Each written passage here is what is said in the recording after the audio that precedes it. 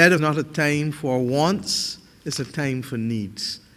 I'm very clear on that. I could want a lot of things, but what is it that I need to be able to keep my head above water? And how best do I manage what I have to support me and my family at this difficult time? This country is going to have a lot of conversations as we go forward. And the truth is that I really do want to thank the private sector and the labor movement for recognizing that, yet again, Barbados is at its best when we have a whole-of-country approach and not just a whole-of-government approach. Against that background, we also discussed some other concerns that we have, and I will get to the point of explaining what will and will not be made in terms of adjustments from Monday the 18th of May. But before I get to that point, I want to just discuss a few quick things with you, because people must understand that your government is listening and we are hearing you, but we also are constrained in the manner in which we can respond given the difficulties that we face with respect to our circumstances. And I have stopped watching television, American television. I told you all that some time back, because the truth is that the diet of bad news with respect to COVID-19 and just watching that screen on the right-hand side with the numbers going up hour by hour as if the numbers don't represent human lives is one of the most debilitating and depressing experiences I've ever had to endure in my life. And we are at danger of becoming desensitized to the notion that human beings are dying in this epidemic. We recognize that this had that, but we accept that with some businesses coming back on stream, more and more employees will not need to benefit from unemployment benefit in the long term. And they're entitled to, as you know, up to 6 months. But some of them may well be back in work within 4, 6, 8 weeks, depending on the nature of their employment. We accept that we have a duty to be our brothers and sisters' keeper. That is the Barbados that we know. That is the Barbados that we must continue to embrace. On 166 square miles, if we are not working together and with each other, we are going to run into problems in this nation. The social partnership, therefore, discussed as well the option that I raised on the last occasion on which I spoke, which is how do we best share the burden, and do we not need to look at some level of adjustment on the part of those of us who are working in the form not of wage cuts in the public sector, but what we call forced savings. In other words, to allow government to be able to spend money on other things, particularly capital projects, to be able to get more people working. And capital projects are not only construction-related projects, but they're also things like the digitization project. We were lucky that the loan from the Inter-American Development Bank has been signed within recent times, probably about 2 months ago, if so much, which will allow us, therefore, to be able to do the digitization of government's records.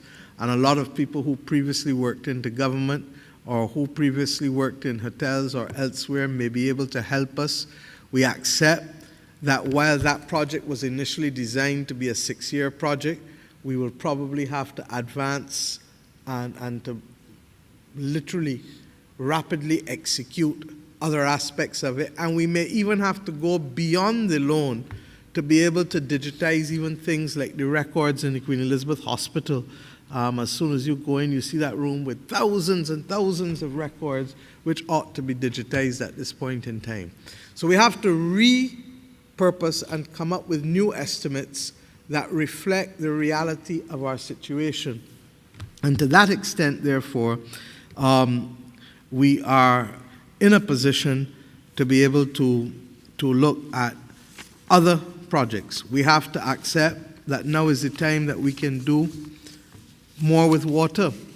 We had hoped to be able to move on the combined problems that we face in the water authority and in the country with access to water at an earlier stage, but we knew we had to finish the debt restructuring. That debt restructuring finished, as you know, at the end of last year. And just as we were getting ready to move in, therefore, to an aggressive program, both for the purchase of equipment for the Queen Elizabeth Hospital, as well as an aggressive program for Water Authority to deal with a number of major projects, Vineyard that you've heard me talk about, to be able to relieve the pressure of the people in St. Joseph, to relieve the pressure of the people in St. Lucie, St. John in parts, in Christchurch. I think there's been one or two issues. And just as we were about to do that, the public health disaster pandemic came into its full. We have not stopped, however, and the Director of Finance is working with the Barbados Water Authority in order to be able to ensure that they will be able to borrow somewhere between 50 to 55 million, depending on the fine-tuning of an additional project that we're looking at. But it will also mean that the Capital Works program for expanded road works that Minister Duguid and his ministry is about to execute will also take into account the laying of mains at the same time, because you would surely agree with me that it makes no sense to break road, dig it up, and then not pave it back without putting in the mains, such that if you have a burst main again, you have to go and dig back up what Bajans would call nylon road. So in the circumstances, an expanded Capital Works program is critical, but in order for us to afford that, at the very same time as we are not earning money, we may have to agree how we agree to put on hold some of the things that we would otherwise get. The social partnership advised us, both the private sector and the labor movement, that their members have been facing similar situations, and that in many instances that they have asked workers to take cuts ranging from about 15%, 10-15%, right up as high as generally 50%, but in some instances the head of the private sector indicated 100%, and I would imagine that that is where obviously there are people who have the wealth base to agree to forego any form of income, and that certainly is not par for the course. We agreed that we will meet back next week to begin to ask ourselves how best we will address those three questions. Government certainly has its perspective, but we want labor and the private sector to share theirs so that we have an agreed program of action, because we all know that Barbados is not the only country suffering in the world against this pandemic. And we all know that countries are like us now thinking, how best do we come back? How can we be fitter and more resilient as we come back in this respect? To that extent, therefore, we have to be able to address the water issue as a matter of urgency. We hear you, we're going to work with you, but we also recognize that we're up against a drought and a major groundwater crisis that is as a result of the climate crisis that the world is facing. And many of you will recall that less than 2 months ago, Dr. Mwanza gave evidence before the whole Committee of Whole, the Budget Committee of the House of Assembly, and indicated that when they went into Bowmanston, that what would normally be 17 feet of water, that they found less than 3 to 4 feet, that it was coming below his waist. And that is an example of the kind of stress that we are facing in this country with respect to water. It is why we've encouraged people to buy water tanks. It is why we will unfold a program with Water Authority for people to access those water tanks. The second major area that we're conscious of, and I'm glad that Minister Bradshaw is here, is the issue of access to digital tablets or machines in order for e-learning to take place. Now, you would know that for me, this is a matter that I am very, very strong on. I do not believe that we can have two Barbadoses. I do not believe that we can have a situation where one set of people have access to learning tools and the other set of people are left without.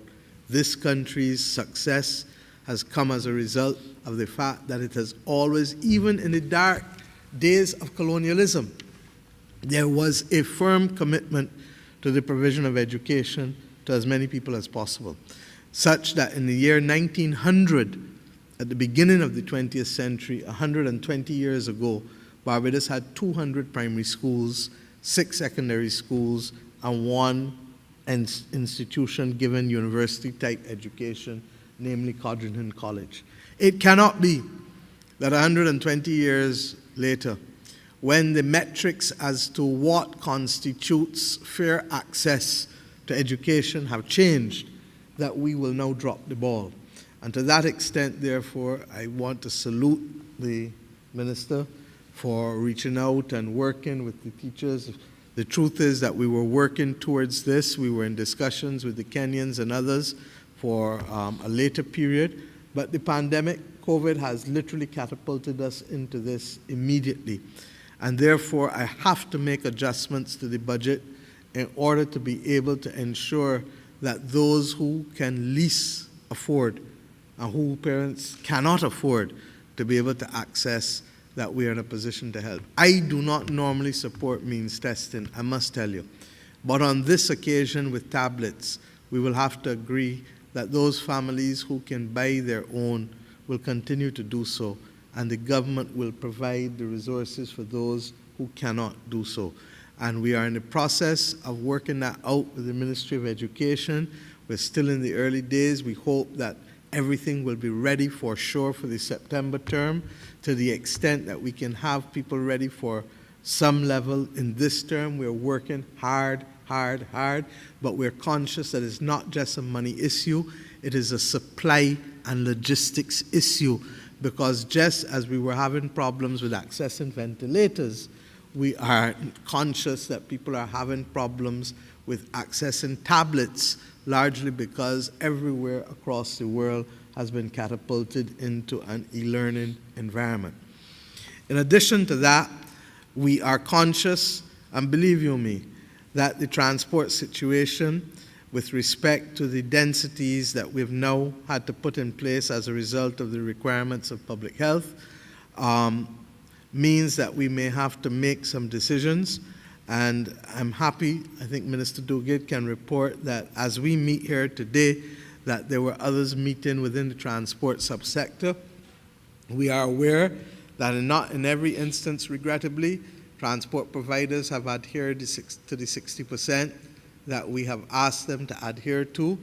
We are reminding them of it. It is for their own benefit. We recognize, and we will continue to see what other forms of equipment we can get to disinfect and to clean in a more efficient and effective way all areas of mass movement, mass transit, etc. But in the interim, we believe that the government, I am told that the buses, the 33 buses which the Transport Board ordered, the electric buses, will come at the end of June, early July. But in the interim, the government is of the view that we are going to have to augment the bus capacity, both with working with the private sector, privately owned buses, not only the traditional B and ZM, but we may have to look at some of the coaches as well, to include some of the coaches into the Transport Board's fleet through rental and working with the owners of those vehicles, and in particular starting with the Ross Transport Co-op, because as you know, the Ross University has not resumed operations as yet, but there was a large co-op of buses that was formed in order to be able to facilitate the movement of the students from where they live to this, in fact, this very site, which is their school. In addition, I've asked the Minister to facilitate discussions also with the taxi drivers and others, because we need to be able to ensure that we can have affordable and accessible transport as far as possible. And there are some people who will want to get somewhere, may not necessarily want to be exposed in a bus, but may be prepared to go in a taxi.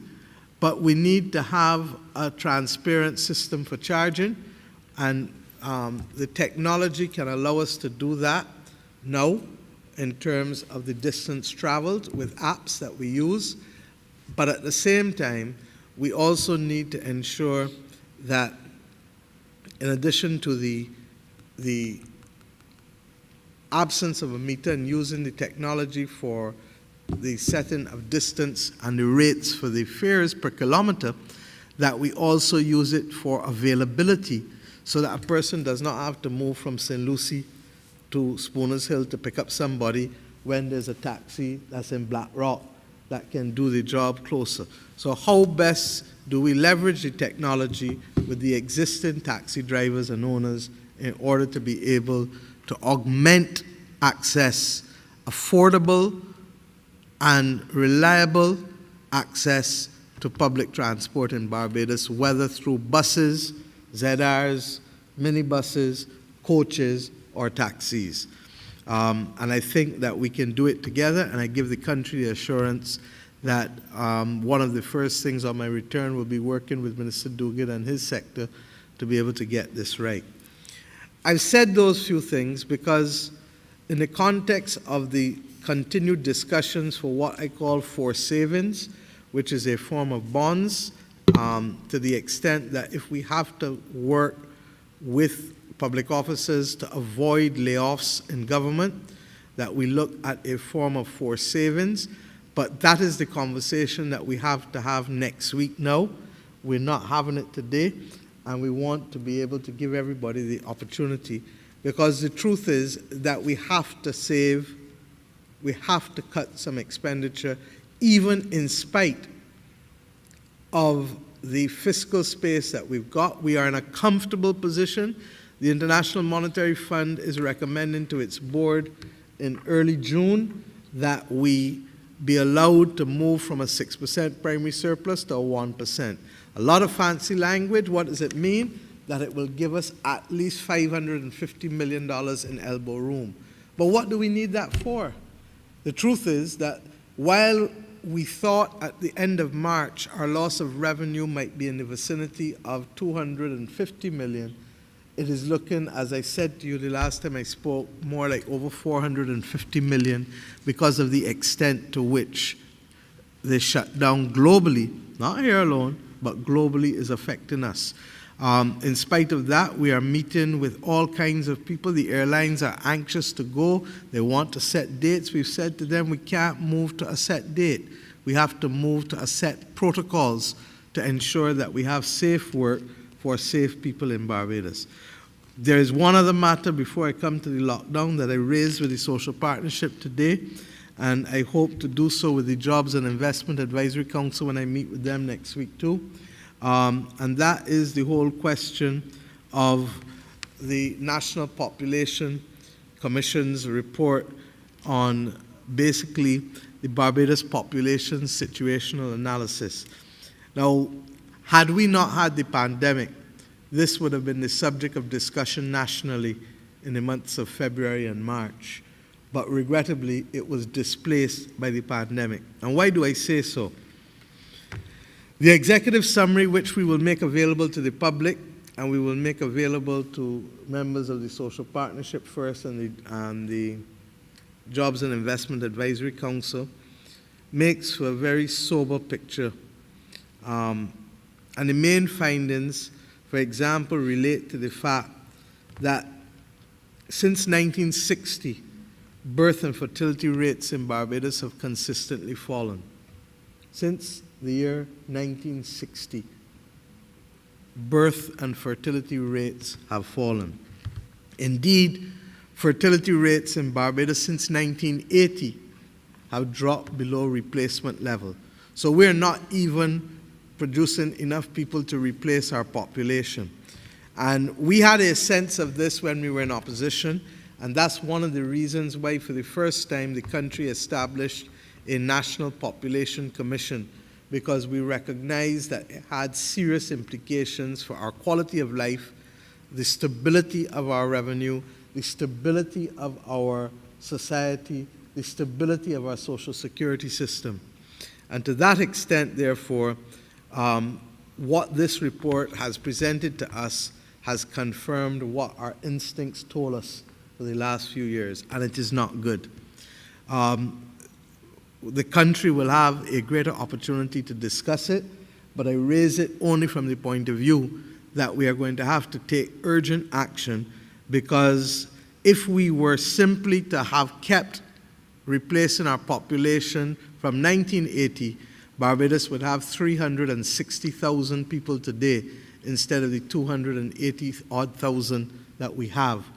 It gets worse because it also means that, regrettably, our workforce will actually be smaller by the year 2035 in less than 15 years than it is now, so that we will have a declining workforce which cannot sustain the production of goods and services, or indeed the revenue to be able to guarantee the quality of life that we currently have.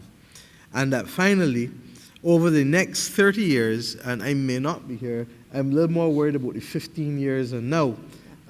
If I'm here 30 years from now, then I'm sure I'll be watching others from here on this Thursday evening from my house and being told that I'm one of the ones that have to stay home. But in the next 30 years, the dependency ratio will grow to nearly 2 dependents per person of working age. So that will place tremendous strain on our national insurance system if we're not careful. So I raise that to be able to show you that as we resolve these problems going forward, if we don't start working on this right away, remember what you were doing, Barry, 15 years ago. Remember what I was doing 15 years ago. 15 years, Delcia, is just the other day. And it will come and go so quickly. Most people don't realize that Prime Minister Thompson has been dead 10 years this year. That's how fast the time goes. And I can remember seeing him addressing the country as if it was yesterday. So, I want the country to recognize that over the course of the next few weeks and months, we're going to have all kinds of conversations. Some I would like the private sector to lead. Some I would like the labor movement to lead. Some I'd like the government to lead. And some we will do collectively. Ministers will also be required to start to process and to discuss. We're about to go in and have to go in not only with the tablets, but we're going to have to go into a major restructuring in terms of e-governance. We were getting there.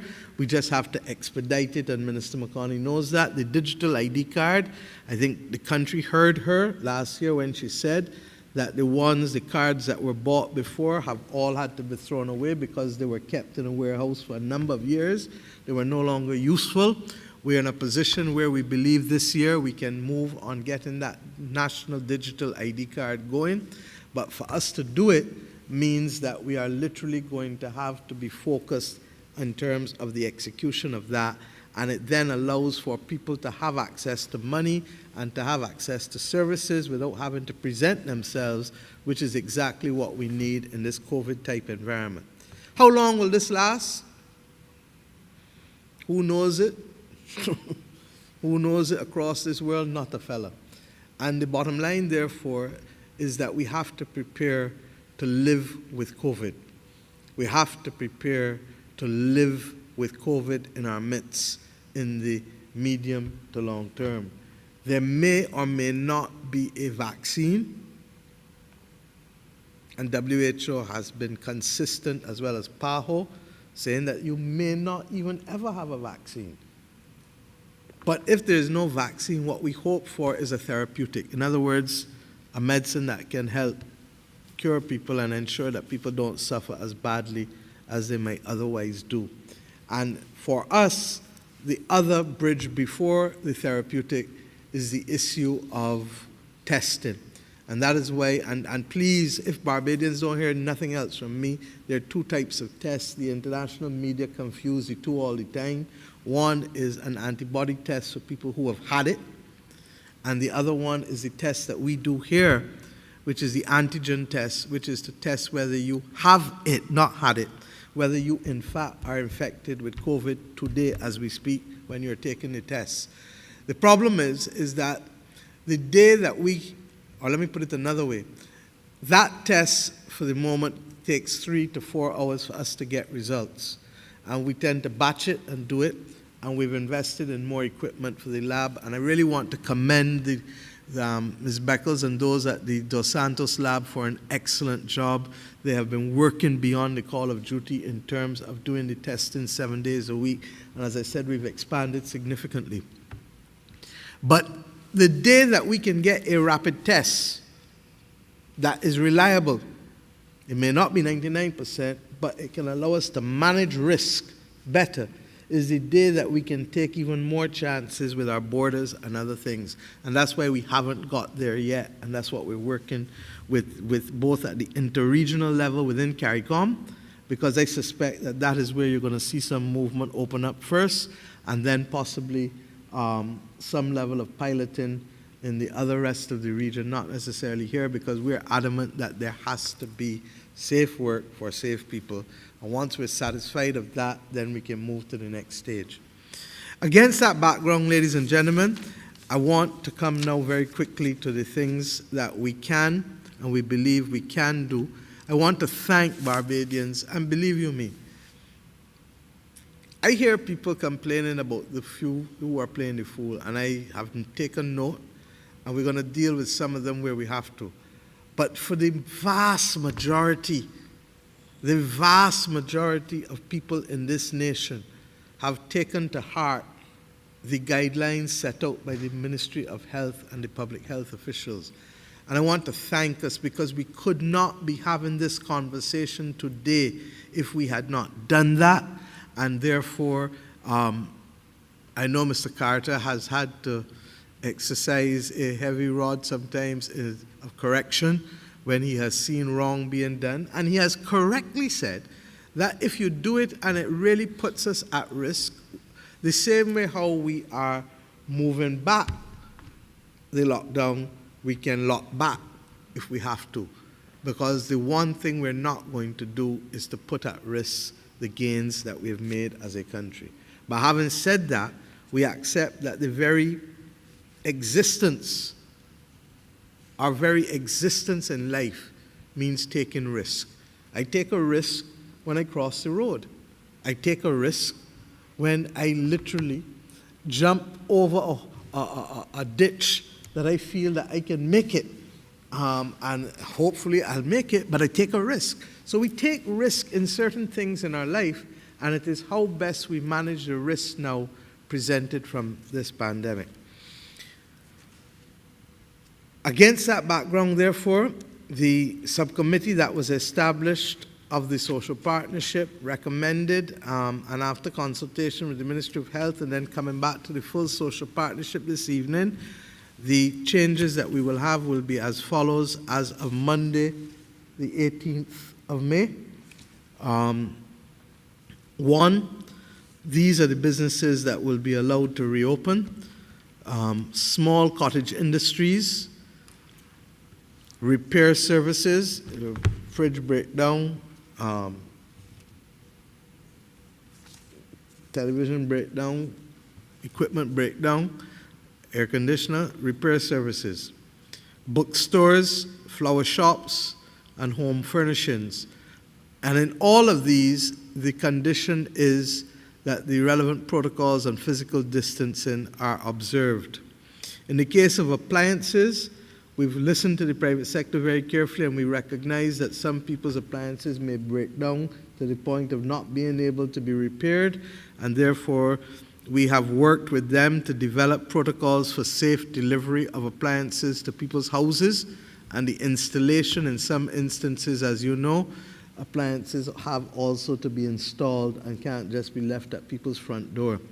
And to that extent, therefore, Environmental Health and the Ministry of Labour have worked under the guidance of the AG and Minister Bradshaw, Minister Bostic, and members of the private sector and the union to be a clearinghouse for these protocols.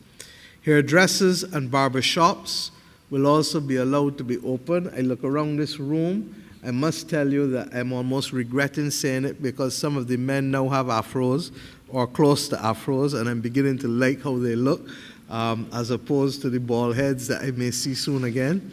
I look at the governor, I look at the attorney general, I look at the head of the hotel association. Ed, I'm looking at you too, but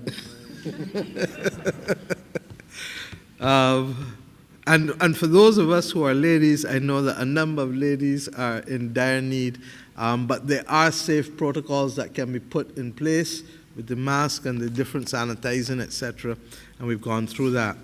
Restaurants will be allowed to open only for drive-through, for delivery, and for takeaway.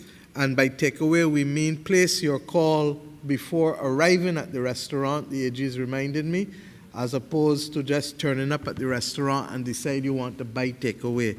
And we will ensure that these entities work with us. I'm sure that there are a lot of people breathing easily that as of Monday, they don't have to be cooking as much as they've cooked in the last 7 weeks. I've heard a lot of people say that they've gotten tired of their own cooking.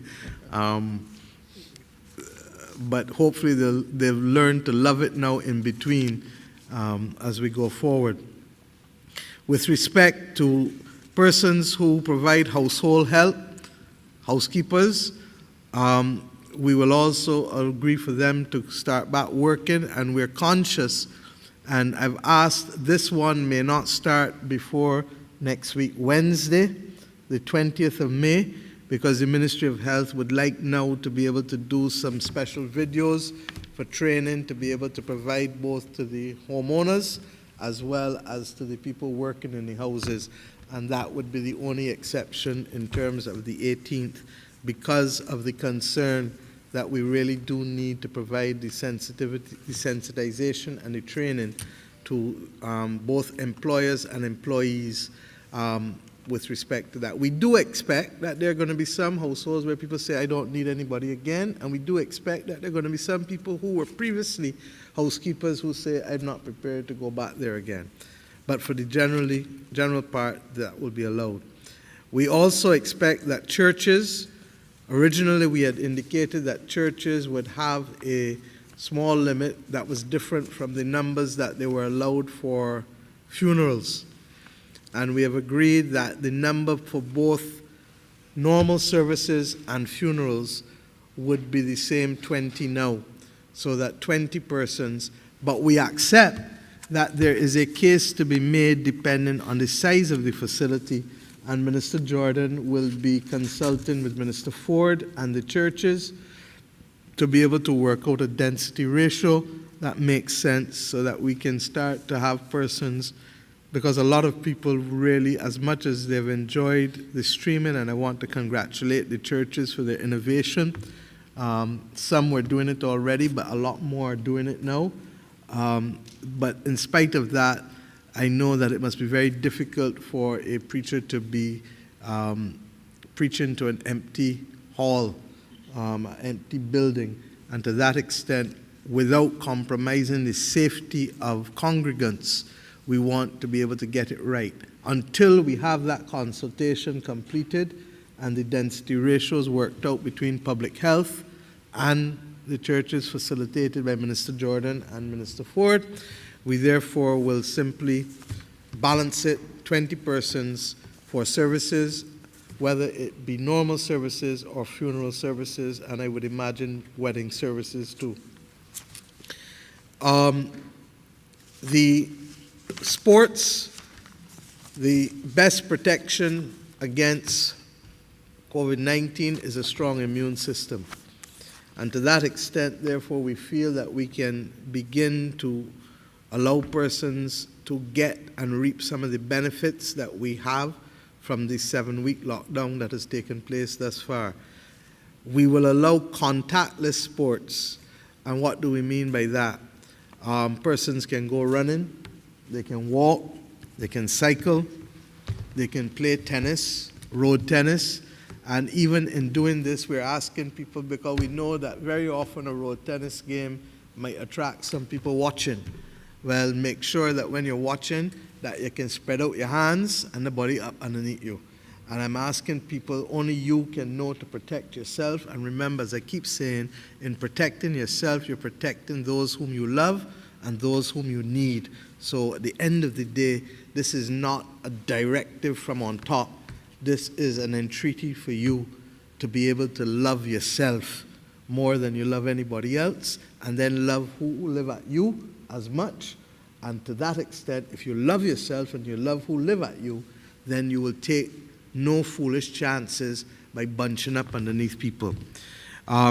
We will add now to the swimming in the morning for the beaches, not just between 6 to 9, but also between 4 to 6:30 in the evening, because we recognize and we heard people that there are a number of persons who are bad, have bad arthritis, or may not have people to move them early in the morning to the sea, and the sea is maybe a little too cold in the morning. They would prefer to go in the afternoon and to exercise, walk, and to move, and that will help them control their pressure and the diabetes. We're allowing you to do that. And then, of course, for those who like golf, I'm not a golfer, so I can't help you with that, but I know that there are a lot of men and women who play golf and who walk, and that too is a contactless sport. Others have asked about cricket. We've asked about getting the protocol. We know it's cricket season. I know Mr. Clark and others are avid cricketers and fans. I'm not sure how much cricket he can play nowadays, but we will have those continued protocols completed. But at this point in time, no gyms, no cricket, no football. Those things are a little too close. We're leaving also for Phase 4. We're not opening at this stage betting and gaming shops or places of public entertainment, restaurants for in-house dining. We're going to continue to see where we go, but we recognize that it is hard for those persons. But at this point in time, we believe that if we continue to do these things in chunks that we can manage and control, to the extent that we have something that goes beyond or a spike, we are in a position, one, with the expanded capacity that we have, to be able to do the contact tracing. And you've heard over and over and over, testing and tracing, testing and tracing. You don't have to hear it from me, you hear it from everybody across the world. And secondly, that we have the hospital capacity with respect to the expanded facilities at Harrison's Point now. And I place in context again, Barbados would have had no more than 25, 30 beds in ICU for most of our existence as a modern nation. We now have 78 beds in intensive care at Harrison's Point, and we have 120 secondary care beds as well. So we are well positioned to meet any eventualities. And part and parcel of the lockdown as well was not just to lock it off, because you can't lock it off because people will atrophy and die. But what we were doing was giving ourselves time to, and because of the disruption in the supply chain, to be able to complete, and I haven't had a chance publicly to congratulate and commend all of those who not just have built Harrison's Point, but have now made Harrison's Point operational in the last few weeks based on the delays, in spite of the delays with the supply of equipment and machinery, but it is fully functional for our persons. So with those not so few words, but most necessary words, I invite questions from the floor, but I also, before I do that, would like to ask any members of the private sector or any members of the labor movement if there's anything they would wish to add as we address the country. Sorry? And the last thing is the curfew hours remain what they were. No change, that's why. So it is still the 8 p.m. to 5 a.m. in the morning. And therefore, you cannot be on the road during those hours without lawful excuse, either through a pass period, but lawful excuse because of what you're doing working. Okay?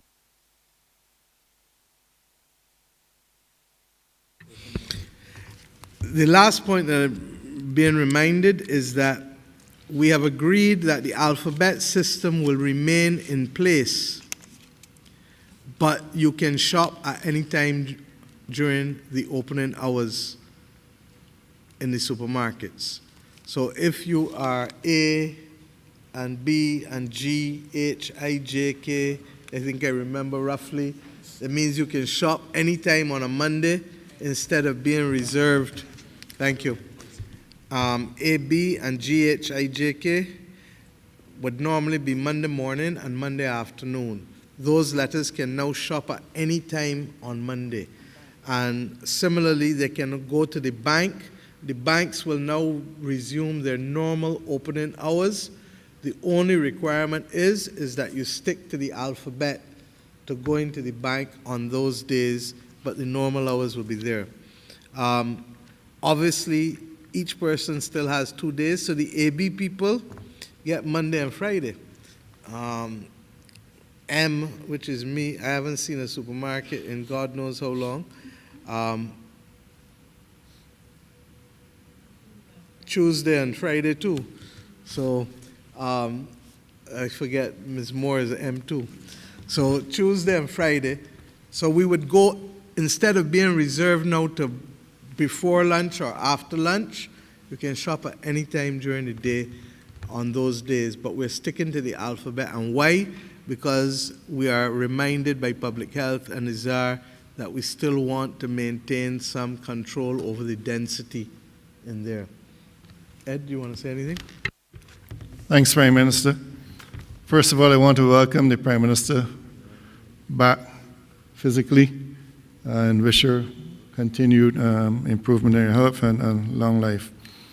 Prime Minister, it has been a pleasure working with the acting Prime Minister Bradshaw at the time and her team, and I think the private sector has done a lot to work with the members of the social partnership, especially on the government side as well, to try to ensure that we have set protocols in place to ensure the safety of all Barbadians, of our employees and the public at large.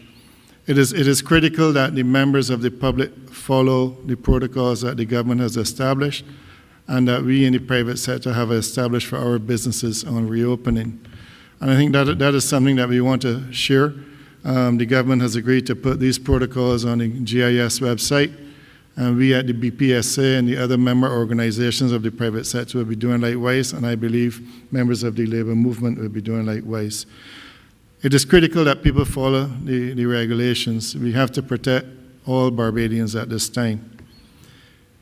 Prime Minister, I want to thank you for expanding the hours of operation of the businesses and also expanding the type of businesses that could open on Monday the 18th. It is critical that Barbadians get back to work and the Barbados economy gets back to work. We cannot afford as a country to have 37,000 people unemployed at any one time, and that is adding to the other 10%. We have to change that. The private sector is going to do all that it can to ensure that we keep people employed for as long as we can.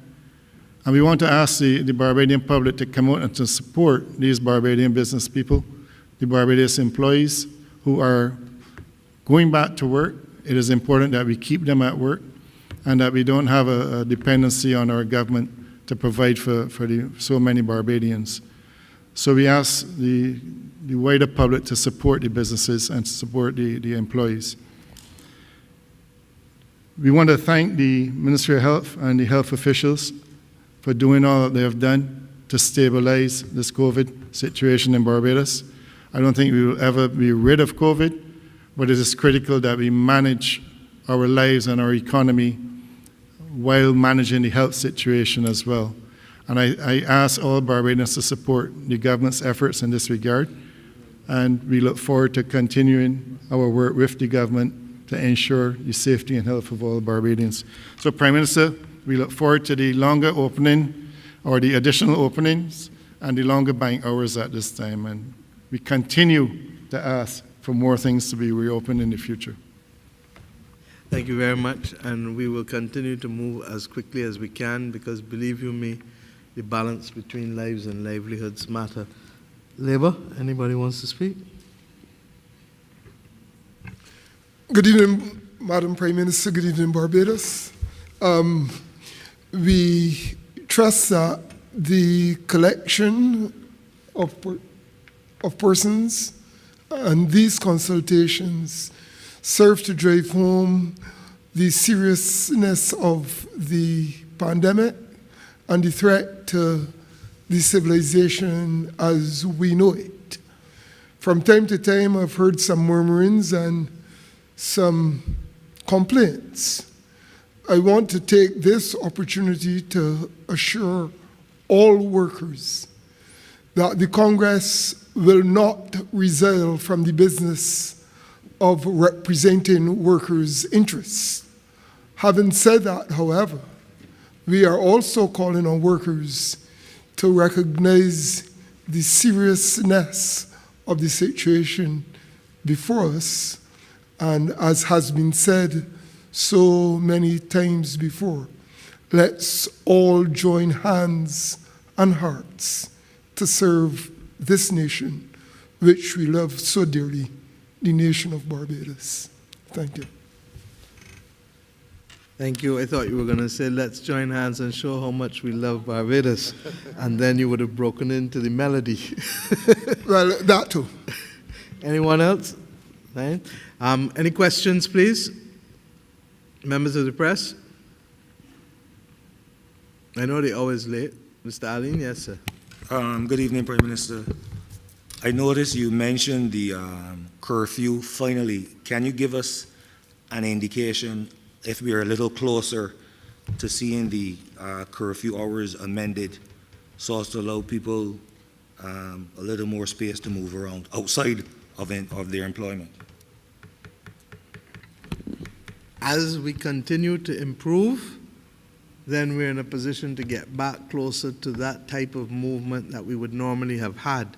I think we are clear that we are not out of the woods, but we are a lot better than we anticipated. I think that the Chief Medical Officer would tell you, and the Czar, that the models which had been done by the University of the West Indies showed that had we not intervened, we would probably have somewhere, I think, between 12 to 1,500 people losing their lives and thousands of people contracting the COVID in this country. I'm not going to do like elsewhere and certain other places and make idle promises just for the sake of making them. This government wants to move hand in hand with the private sector and the labor movement to ensure that we have safe work for safe people. At this point in time, until we can contain fully what we think to be the full risk, we do believe that there's still some need for limitations, but I'm confident that we've been lucky thus far that we've been able to release and to remove from constraint and restraint different areas of activity. So long and short, hold tight. If we continue doing what we've been doing, it should not be forever, but we have to make sure that we take the appropriate protocols and keep each other as safe as possible. But for now, for now, we need it. And a follow-up question, Prime Minister. In the last 7 weeks, we've seen some social resistance, we've seen some pushback, and we've even seen some confusion within the populace. Were you to grade government's interventions over that 7 weeks, how would you? I don't grade. I don't grade. We were elected not to pass grades. We were elected to serve the people. Will we do that with perfection every day of the week, every week of the year? Probably not, because we are not divine. We are not God. And the occasions that we have fallen down, I've said to this government and to the members, public servants and political class, that we acknowledge where we've fallen wrong and we move again and get it right. What matters at this point more than anything else is keeping people alive, keeping people safe, keeping people fed. So maybe if I had done some teaching before I came into government, I might have gotten into the habit of grading, but since I never did, I've never fallen into that habit. Prime Minister Motley, Shane Jones, CBC. I know a lot of anxious parents would have been watching this and asking questions. Is there any update on anything to do with the common entrance? I think Minister Bradshaw wants to have her own date with you. Is that correct? She'll speak to you very shortly. But there have been some developments, and she will address the country shortly on it. Okay. And Prime Minister, follow-up. It would be remiss of me if I didn't ask this question. It's just been floating around everywhere. Since about 2 weeks ago, when the COVID-19 czar made a passing mention at the terminology of community spread, there hasn't been anything said, I don't think, from government's point of view. I thought the government, the czar is a part of the government, Mr. Carter. I didn't realize you were still working for the government of Sierra Leone. Or the British government. You want to ask him about it? Feel free, please. Okay, so just for some clarity, because people are asking, Mr. Carter, is there community spread in Barbados? People have been asking, saying that we've been seeing definitions of what it is and also explanations of what is happening in Barbados, but people are wondering if it's a bit of skirting around if there is a definite yes or no if there is community spread in Barbados. I think the statements that were made were quite clear. We define community spread as a situation where we had a case that we could not link to an index case, a case that was unlinked. We had, at the time that I spoke, 2 such cases. Therefore, by definition, we had 2 cases that we could not identify, and therefore, those constituted community spread. We must not take it out of proportion, yes, because if those 2 cases suddenly remembered where they had been and came forward, then that does not constitute community spread because we are able to identify where those cases are. We do not have, on the basis of the widespread testing that we've conducted, more than 1% of the population. We don't have any evidence of significant numbers of the population coming down with COVID that we've been unable to identify. I think that's my follow-up, because I think people might be wondering if you said yes, if it's something huge to freak out about. So I'm wondering. Perhaps Dr. Best can help. Yeah, Dr. Best. So those 2 instances that we have, is it a situation for Barbadians to be freaking out? So let me just add on to what Mr. Carter would have explained just now. At the time the statements were made, we had a couple cases, literally 2 cases, in which we did not have an epidemiologic link. So from a layman's perspective and in layman's jargon, you can use the term community transmission, but you really meaning that you cannot explain where those persons got it from. However, I would caution us going forward, simply because the WHO has a more strict definition of community spread, more scientific definition of community spread, where they say large numbers of persons for whom you cannot attribute or for who you cannot give an explanation as to why they have it, and that is certainly not the case in Barbados. And the reason why I'm cautioning it is because it's an entire category, and we're not at that category in Barbados. We're at the category of containment in terms of describing the epidemic in Barbados. We are constantly looking. We would have talked about the trends in Barbados, how the rate of detection of cases has come down. And what we also did is to increase the rate of testing. So we even started to look more, assuming that it may be out there. We only have 4 cases right now, 4 recently diagnosed cases that we're still actively doing contact tracing for. Okay, so I hope I can lay this issue to rest. Thank you. I think it did. Okay. Anything else? Hi, good Yes, sir. afternoon, Prime Minister. You mentioned some further businesses which will reopen from Monday, but I didn't hear you speak as relates to childcare for those employees who may have to go back out to work. I wish I could. Schools and childcare, we're working through the protocols. I know that Santia has been very diligent, as well as Cynthia, in looking at it. Public health has some concerns that are real. I don't know, in my layman's world would have said, let's get at least the primary school children back out. But then there's the issue of controlling primary school children and them coming back into the household and all kinds of things. So I'm not prepared to advise myself or for the government to advise itself on these matters. but suffice it to say that that is part of phase 4 at the earliest. And we are working diligently, but we are sensitive to the fact that some people who have to go back out to work do need support for their children or somebody to keep them. And in some instances where the grandparents are sick or at risk, that is not an option. So we are trying to get our heads around it. It is a serious issue, not just for us, but we see it globally. You hear Governor Cuomo talking about it all the time with the children of the protective services and others who have also to be taken care of. So we're asking, truthfully, the extended family to play a role. And this is me talking now. This is not the Prime Minister talking. If you got family, help out one another, because that's what family is for. And it may well be that you can't go by your parents because they're at risk, but you have a cousin, a first cousin, a nephew, a niece, somebody. That's the Bajan way. Let's do it. And there's going to be no perfection. And that's why, Barry, I wasn't being facetious. I'm not into the business of grading. And I'm going to work hard and work the government harder. Last night I watched a documentary on Michael Jordan. It's called The Last Dance. I would recommend people to watch it. I watched it late last night, about midnight, as I was reading cabinet papers. And it was the episode that talked about how miserable Michael Jordan was and how much he pushed people. And I started to smile, so I don't feel too bad when my cabinet describes me now as being miserable and pushing them too hard. Because as Michael Jordan reminded them, it's about the fact that they were also happy to be winners. And at the end of the day,